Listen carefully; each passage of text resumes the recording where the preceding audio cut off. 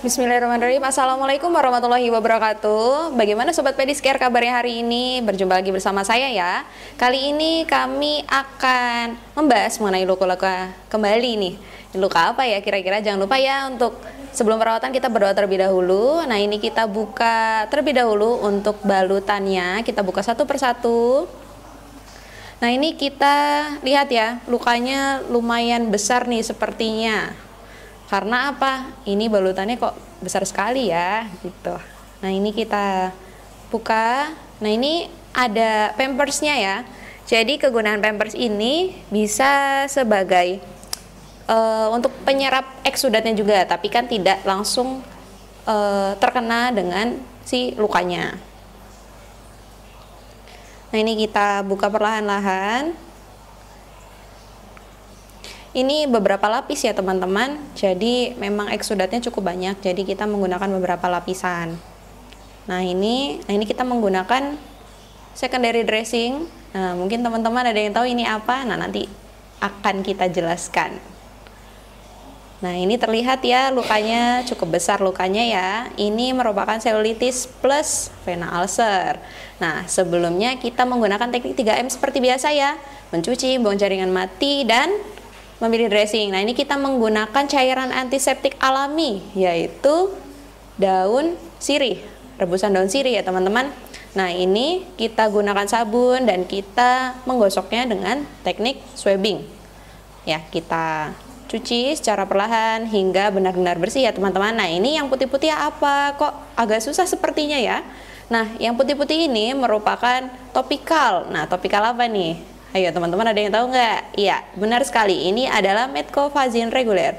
Ya, metcofazin reguler memang kegunaannya itu sangat bagus ya teman-teman. Tapi ya ini, ketika kita aplikasikan di bagian yang lapisan kulit yang seperti ini, terkadang dia lengket dan susah dibersihkan. Sehingga kita perlu ketelitian dan ketelatenan dalam membersihkannya.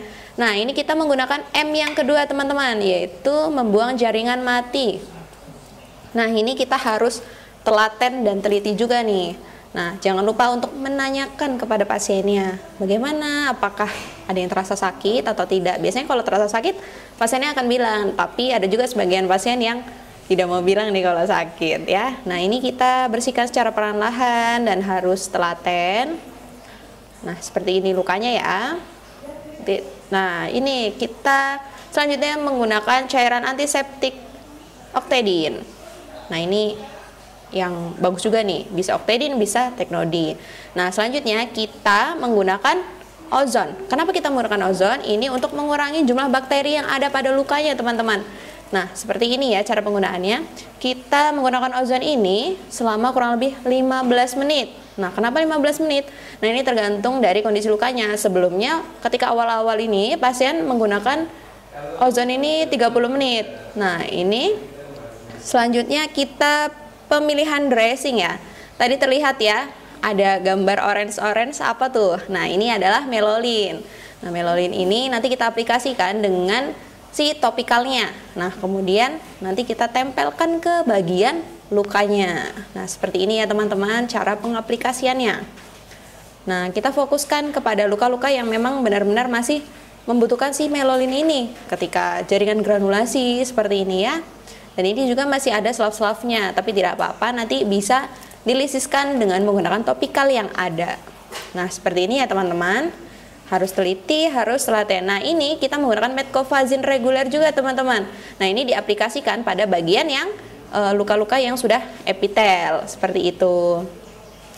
Nah, ini kegunaannya buat apa nih? Untuk menjaga kelembapannya saja teman-teman. Nah, selanjutnya ini kita fiksasi dengan menggunakan kasa steril dan kasa gulung.